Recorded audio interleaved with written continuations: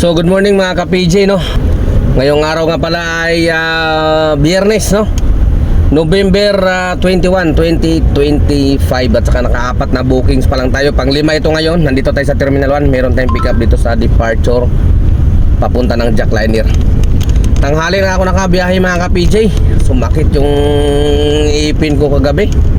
Aga ko sana nagpahinga kaso sumakit yung iipin ko. Halos magdamag, hindi ako pinatulog. Sobrang sakit. Kaya bawi tayo ngayon. Sana makabawi pa tayo. Makabot tayo sa ating kuta. Ang hirap pag ano. First time ko nangyari sa akin to, yung sumakit yung ipin ko. Kaya bakbak tayo mga ka-PJ. Earnings natin, nakaano pa lang tayo, 1-1 pa lang. 4 na booking. Bali pang 5 to. Sa halaga na 275 papuntang Jackliner. Wait, yeah. Let's go. So yan, update na naman tayo mga ka-PJ. Oras natin ay alas 12:36 na. At ito, nandito tayo sa Makati, sa May Ayala. At makakain na muna tayo ng tanghalian, no? So yung earnings pa lang natin ngayon ay 2,487. At siyam na bookings, no? Buti na lang medyo okay yung Bravo natin. Kahit na nakapag-start tayo ng biyahe ay alas 7 na. Gawa ng halos madaling araw natin nakatulog. Gawa ng sobrang sakit talaga ng ngipin ko paggabi. First time na nangyari sa akin to. May naano kasi parang may nabasag na ngipin ko. Kaya inom ko kasi to dati ng ano siguro yung mahilig tayo uminom ng malamig, no? Tapos kumakain tayo ng mainit tapos iba inom ng malamig. Totoo siguro talaga yun. Kasi wala naman akong sira sa ipin eh. Ngayon ang nangyari eh. Sakit ng ipin ko. Kaya napabili tayo ng Mipinamig, no? Talagang naghanap tayo ng Mercury kaninang ano, mga alauna ng madaling araw. Buti na lang meron doon sa may Makati Avenue, malapit sa may poblasyon, no? Nakabili tayo. Kaya yun, kahit pa paano nawala-wala yung sakit. Kaya nakatulog tayo madaling araw na. Kaya pagising ko maliwanag na, 6:30 na. Ano ba yan? Takbo kagad tayo kay Ate Leslie. So maraming nagtataka na ang dami ko daw rides, no? Para sa kanila hindi raw nila kaya yun. Yung maabot tayo ng 35 rides, 40 rides, no? Kaya nyo rin yan mga sir. Kasi siguro pinipili nyo lang yung booking na pumapasok sa inyo. Pinipili nyo yung malaki, no? Ako kasi kahit maliit, 60 pesos, 70 pesos, pinapatos ko yan. Kasi ang katwiran ko mamimili ka, mag-aantay ka ng matagal, kakapili mo, nauubos na yung oras mo. Uubos yung oras mo, kakapili mo. Tapos pag malas ka pa dyan, mapadla ka pa ni Papa G. Napos ka pa, lalong nauubos yung oras mo, no? Kasi magtagal ka, sayang oras. Kunin mo na ng kunin yan. Diba nakikita nyo naman, kahit pa paano nakakaabot tayo sa kuta natin. Kumbaga sure ball yung kuta natin kapag hindi tayo mapili, no? Kuha lang tayo ng kuha. Hindi kasi ako namimili talaga. Pwera na lang pagdating ng hapon. Kasi siyempre ayoko nang lumayo eh. Gusto ko Makati lang. Kaya dito lang ako sa Makati. Okay? So ikot lang ako dito. Doon ko na ginagamit yung seat ko kapag gabi na. Kasi ayoko nang lumayo. Gusto ko dito lang. Kukunin ko lang yung mga opportunity lang. Dito lang Makati ko dito. Makati, Pasay, ganyan. Ayoko nang lumayo niyan. Hindi na ako pupunta ng Quezon City niyan. O Caloocan man yan. Basta dito na lang ako niyan. Kaya dumadami yung ating rides. Yun din naman yung ginagawa. Maraming napapahanga doon, no? Kay Sir Alvin. Kung napapanood nyo siya, yung isa sa ngayon na halimaw din sa biyahe, mas halimaw pa sa atin. Nakaka 60 rides siya sa isang araw. Yun din ang ginagawa nun. Alamang pagdating ng hapon, sit day. Kaya ikot-ikot lang din sa Pasay. Kahit ako di ba sinasabi ko nga sa inyo, mas maganda yung malapitan lang dito ka lang, kaya isa-100, 150, mas pabilis yun kaysa yung kukunin nyo mula Makati papuntang Bagong Silang, Fairview, Lagro, San Jose del Monte, Bulacan, di ba? Yun, mas mabagal yun. Kahit pa 1,000 yan ang halaga niyan mula dito sa airport o Makati, Ilang oras mo naman bibihayan yun? Kumpara sa nandito ka lang sa Makati, no? Kaya mo maka 1,000 yan sa 2 oras. Pag sinuwerte pa, mas mataas pa dahil nga high demand yun eh, mas mataas yung pamasahe, no? Kaya mas maganda pag dito lang, malalapit lang. Pero pag umaga, strike anywhere ako niyan. Kaya yun naman kay kay Sir Alvin, sagad kasi siya eh. Nakakapagsimula siya ng alas 12. Kasi ang ginagawa pala niya, pinanood ko yung vlog niya, ang ginagawa niya pala putol-putol eh.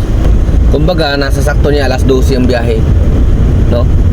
Tapos magdamag. Siyempre mula alas 12 hanggang magdamag, siyempre magkano ka na nun? Kayang mag 3,000 yun, di ba? Hanggang magdamag. Pati incentive, tinitira niya incentive eh. Papahingahan niya yung pagdating ng patay yung oras. Bravo ulit pagdating ng ng incentive ulit, di ba? Kaya sureball yung 5,000. Kaya ako rin nagtataka sa mga nagre-react eh, na paano daw nangyari yun, paano daw nakuha yun. Hindi naman imposible. Hindi po talaga imposible, basta malapitan lang. Mas maganda talaga yun, mas malapitan, mas maraming rides. Kuha mo na incentive, kuha mo pa yung rebate mo, laki ng rebate. Di ba nakaka 800 rides yan? Hindi nakakapagod yun, mukha lang siya nakakapagod kasi ang raming rides. Pero halos parehas lang din yun. Isipin mo, ikaw isang pasahero lang papuntang Bulacan, siya naka 7 pasahero na, dito lang siya sa Makati, Pasay. Di ba? Ano pinakaiba nun? Sa loob ng kunwari 3 oras mo biniyahe papuntang Bulacan. Di ba? Ano pinakaiba na dito na naka-10 ka na mahigit, ikaw isa lang? Di ba? Walang pinakaiba doon. Iba kasi parang para sa kanila, pag nakadami ka ng rides, grabe pagod na ka na. Parehas lang yun. Lamang pa yung mas malalapit. Yan ang tandaan nyo. Ano lang kasi, pag tiningnan mo kasi siya, yung mga maliliit na booking, para talaga nakakapagod. Kasi nagmamadali tayo eh. Nagmamadali kayo, kailangan malaki ka agad eh. Huwag ka talo sa inip mo na yan. Kasi gusto mo kasi instant. Pag binatuhan ng booking, 1,000 ka agad. Maganda lang yan, sabi ko sa inyo mga ka-PJ, maganda lang yung malaki kapag araw ng linggo. Kasi walang traffic, mabilis lang, di ba? Mabilis mo lang masama ihatid, tapos magpapa-skyway pa, tapos pagdating doon, makakuha kayo ulit. Pero pag ganitong sobrang traffic, mas maganda dito ka lang. Yan ang technique dyan. Diba, gumawa ka ng long shot, wala ka ng incentive, di ba? Ang daming sa'yo, lugi. Wala ka ng incentive, di ka makakuha dahil siyempre isang pasahero 3 oras mo bibihain eh. Talo yan ng malapitan, dito lang. Laki ng kinikita nun. Tapos sureball pa yung araw-araw mo na kuta. Ako kung gugustuhin ko naman na perfect talaga yung kuta ko na 5,000, kaya lang minsan ako nilalaanan ko ng oras eh. Kasi di ba sabi ko sa inyo, dapat mayroon pa rin tayong oras. Huwag din natin pipilitin yan, no? Pag tingin ko talaga alanganin ng oras, basta oras na ng pahinga ko, pagpapahinga na ako, dapat bigyan natin ng oras ang pagpahinga. Di ba? Kasi hindi naman ngayong araw lang tayo bibiyahe. Mahaba pa. Mahabang panahon pa natin pagbibiyahin hanggat may obligasyon, hanggat buhay tayo. Kaya dapat lang, time management lang ang kailangan, di ba? Hindi mo kailangan na puwersahin talaga yung sarili mo. Halos i-sakripisyo mo pati yung pagpapahinga mo. Tama yung sipag ka, tamang sipag lang. Huwag mo kalimutan na yung sarili mo. Isa ka lang. Kailangan mo ng sapat na pahinga. Di ba? Importante lang, araw-araw ka magbibiyahe. Huwag mo akong gagayahin na minsan umiiral yung katamaran. Di ba? Ano naman ang sa akin eh, problema eh. Kasi umiiral yung aking katamaran eh. Yun naman si Alvin Sumbi, tagang likas yata sa kanya pagiging masipag. Ako kasi sipag-sipagan lang naman. Tamad ako, paulitin ko, tamad kasi talaga ako, pero may pangarap. Yan lang. Oo. Di ba rin tamad ka, basta may pangarap. Kahit pa paano na ano-ano na yun, na dadala-dala na yun. Di ba? Okay.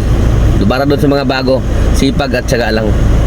Update tayo, oras natin 3:30 na mga kaka-BG, no? At ito na, meron natin pick up ulit para sa ating incentive, no? 10 yung inahabol natin. Pag na-touchdown natin to, malapit lang naman to, 100 lang mahigit to. Ayun, no? 112 lang. Pag na-touchdown to, siyam na lang. Kaya sige, back lang. Dahil siyam pa yung inahabol natin, papunta lang to ng Easy Maura. Let's go. So yan, update tayo mga ka-PJ. Oras natin alas 7:11 na. At naka 4,640 na tayo at saka naka 20 na bookings, no? At yung incentive natin, kunti na lang hinahabol natin sa ating incentive, ano, apat na lang yung hinahabol natin. Ayun o, yun, apat na lang. Alright, kaya tara na, bakbakan natin to dahil may kulang-kulang 2 oras pa tayo na natira bago magpahinga. Let's go! So ayan mga ka-PJ, dito na tayo magtatapos, no? Ang sarap pa sanang bumiyahe, napakaraming pasahero, grabe. Pero siyempre meron lang tayong oras, meron lang tayong limit para sa ating biyahe. Hindi natin pwedeng sagarin, no? Kailangan may oras pa rin sa sarili para magpahinga. Kaya dito na tayo magtatapos mga ka-PJ. Ang earnings lang natin sa araw na ito, Biyernes, ay 5,408 at taka 25 na bookings. Pero siyempre bonus ay yung ating incentive mga ka-PJ, no? Pak, oh, di ba? 650 completion, 0, walang cancel. Walang cancel. Kaya ibig sabihin mga ka-PJ, yung ating earnings ay halos 6,000 na rin. Kasi 5,400 saka 650, 6,000. Not bad, di ba? Kaya siguro bukas ulit tayo magkakarinigan. Kung nakabiyahe lang sana tayo kaninang madaling araw, hindi sumakit yung ipin natin, malamang abutin tayo ngayon ng mga 7,000. Kaso wala eh, tanghali na eh, alas 7 natin nakabiyahe kanina eh. Start natin alas 7. Kaya sige lang, bawi tayo. Sana hindi na sasakit yung ipin ko. Puta, may gamot ako dito. Pag sumakit na naman to, may pinamik lang katapat yan. Okay, so paalam na muna, pansamantala mga ka-PJ. Maraming salamat muli, ka-PJ nyo. Temporary signing off. Adios. Ingat mga ka-PJ.